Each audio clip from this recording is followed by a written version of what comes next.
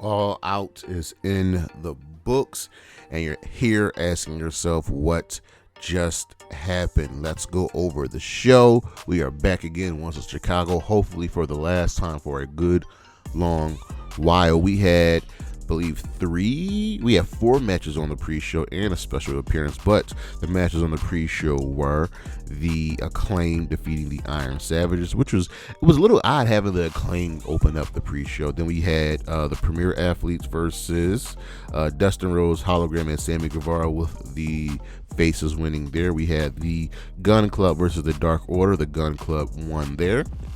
And then we had a special appearance by Sky Blue. We were in Chicago. She made her debut there in Chicago at All Out in the Casino Battle Royal. She is still on crutches, she's not healed yet.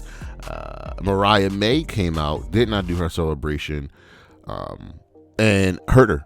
Took her out, and Queen Aminata made the save. So looks like we have Mariah May's next challenger. And then the last match on the pre-show was the team of Top Flight versus the Undisputed Kingdom versus the Beast Mortos, Shane Taylor and Lee Moriarty, with the Undisputed Kingdom winning there. We move on to the main show. Our opening contest was MJF versus Danny Garcia. Danny Garcia, the Red Death. This was a really solid match. It started out really quickly with Garcia going right after MJF. And he would not let up, but MJF was able to turn the tide. But this was a really solid affair. MJF controlled a large portion of the match early on, but Garcia was able to tap into that anger of his, and as we made our way to the 18-minute mark, Garcia was controlled with submission holds. There was blood. MJF worked the body, worked body parts, worked the arm, whereas Garcia was letting up and just tapping into this Red Death persona that he has. At the end of the match, as they were on the top rope, MJF bit Garcia to reverse the momentum, shifting the referee's position.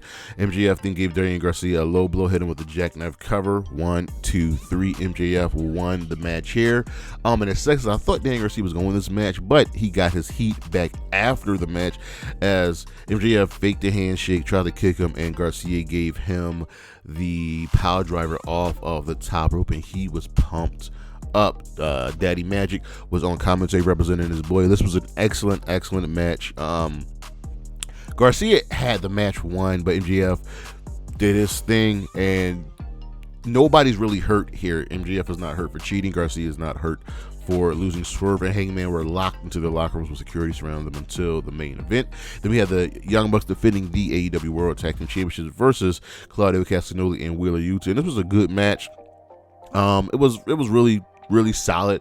It was a nice little mix of some comedy spots, Claudio's strength, Wheeler Yuta showing that he is ready for the big time, but the Young Bucks cheated to win and got the W. This was fun. This could have been a Dynamite or a Collision match, but it's okay. Then we move over to one of the matches that everyone was looking forward to. This is the International Championship between Will Ospreay and Pac, with Will Ospreay defending the belts. And ladies and gentlemen, what can I say? This was a spectacular bout between world-class athletes. They have only fought one time. That was in 2019, and that match went to a 30-minute draw.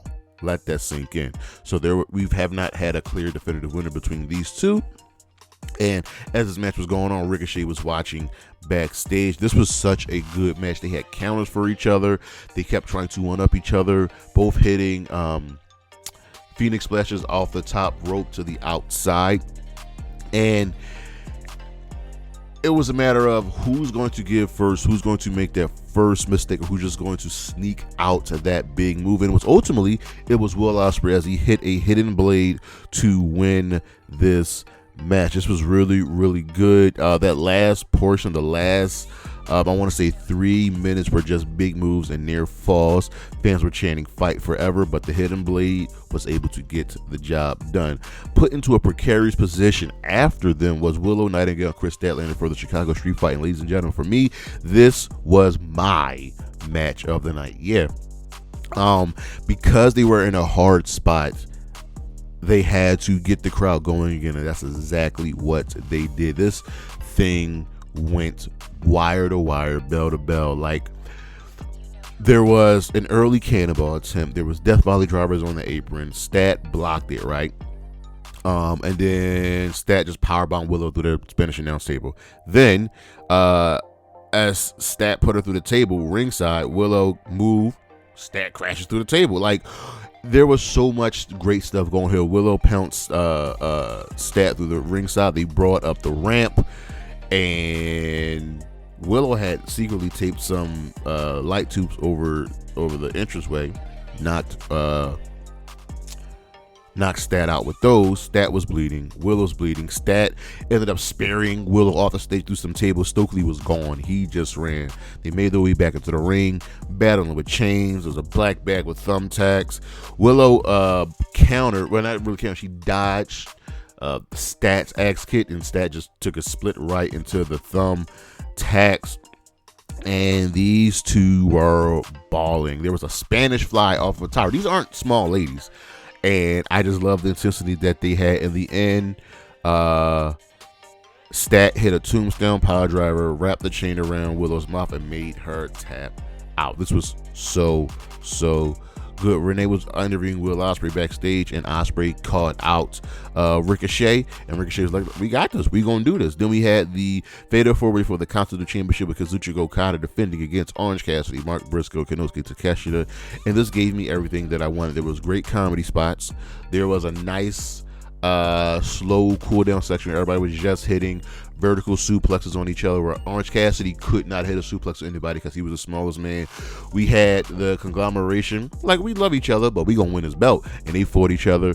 We had what I want, Takeshita versus Okada sounding off on each other, and ultimately Okada won by hitting double rainmakers, one on Orange Cassidy, one on Mark Briscoe. He was able to get the win. This was such a fun match, and even when the wrestlers paired off, this was still a really good match. Then we had the TBS Championship with Mercedes Moné defending against Hikaru Shida, and I think what happened here was, I think kind of Mercedes got her bell rung at the end of the match. This was fine. I've seen better from both of these, but it wasn't a bad match, not in the stretch. Remember, Camille was banned from ringside, and Mercedes had answers. Shida had answers. It got to the end of the match where there was legitimate tension between the both of them, and it kind of got in the way of the climax. I would love to see a rematch between these two, and maybe built up just a little bit more. Mercedes wins, hits the moneymaker, and Shida looks despondent. She's calling herself the ace, and yet she couldn't get the W. We got to see what happens next here. Follow up on this. Then we had the quote-unquote main event as Bryan Danielson defended the AEW World Championship against Jack Perry. And Jack Perry was a tough son of a bitch. He tried his damnedest to do everything in his power to take away that championship from Bryan Danielson. He had the help of the Young Bucks, and it wasn't enough. And everything that, you know, Jack Perry threw at Danielson was able to just take it. And he won the match. Jack Perry was defiant with his pose, took a Boost Psycho knee, and Danielson continues his reign as world championship. But it's not the match we're going to be talking about, because it was a fine match. It was we knew the winner was going to be Danielson. It was consistent. It made Jack Perry look good. It made the Elite do what they do. But it was after the match that we're all going to be talking about. Luchasaurus shows up behind Danielson and chokeslams him, right? He and Jack Perry have a look, and then out comes Christian. Remember, Christian has a world championship match anytime, any place, anywhere. And as he's making his way to the ring, flanked by the Waynes, Mox shows up. And then Claudio and Wheeler and Pac. Protect your boy. You know what I mean? You protect Danielson, BCC. And the patriarchy backs off. So the BCC and Pac get into the ring and flank Danielson, celebrate with him, raise his hand, and then out of nowhere, Claudio gives Danielson a European uppercut. And Danielson is shocked. Mox then puts a plastic bag over Danielson's face And he's trying to murder this man. The crowd is literally chanting, "This is murder." And while this is going on, Pac is holding back Wheeler Yuta, who is at a fervor in tears. And Marina Shafir is keeping security out of the ring, and they are trying to kill Danielson. And Mox released the grip, and Mox, Shafir, Claudio, and Pac just left through the crowd. Yuta runs over to Danielson. The security and the medical team are checking on Danielson, and I don't know what to think. This is tough. Like, did you need to do the bag? I understand maybe you want to split up and move into Mox's new faction, but come on. Willow Yuta's probably going to get murdered on TV. I'm just calling it right now. And if you thought that was brutal, the unsanctioned lights out steel cage match, Hangman Page, Swerve Strickland. And here's the thing, it wasn't as, in my opinion, wasn't as brutal as their Texas death match, but it was still brutal enough. There was barbed wire. There was a toolbox that had a piece of burnt firewood from the house. It was a cinder block. Wow. These two hate each other. At one point early in the match, Hangman just kept trying to staple Swerve, and Swerve shook it off. And a Swerve staple Hangman. Like, these two really put in a number on each other. This is AEW's best feud by far. Swerve hit a vertebreaker on the center block. He hit a Swerve Swamp off the top rope through a table. Hangman Page was bloodying this man with barbed wire. And Swerve was ever defiant. Hangman said, "I'll make you beg." He hit a dead eye on the concrete. There were stabs with the wooden spike. And Hangman powerbombed Swerve and then just speared him through by throwing his head into the chair.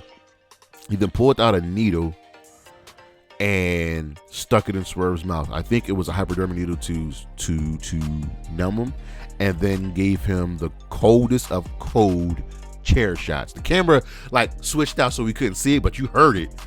And Swerve was out, and he won, and Hangman won by knockout. That was crazy. That was intense. I want to know where these two men go next. There's a lot of moving parts, a lot of things happening right now in AEW. This main event was everything we were looking for, we were hoping for, and I'm glad he toned the violence down, but it was still violent enough. Now remember, this is Hangman's first win against Swerve. All right, because they fought to a draw, and Swerve won the first two matches. But we'll see where we go from here. We'll see what happens with Swerve. I think Swerve is going to take some time away before he comes back, maybe after Grand Slam, to get the fall season going. But that was All Out 2024. My match of the night, I am giving it to the women, Kris Statlander and Willow Nightingale in their street fight. This was absolutely fantastic. Wow. Please leave Chicago. We don't need to be in Chicago for a good long while, but that's our show. That is All Out 2024 and what just happened. Peace.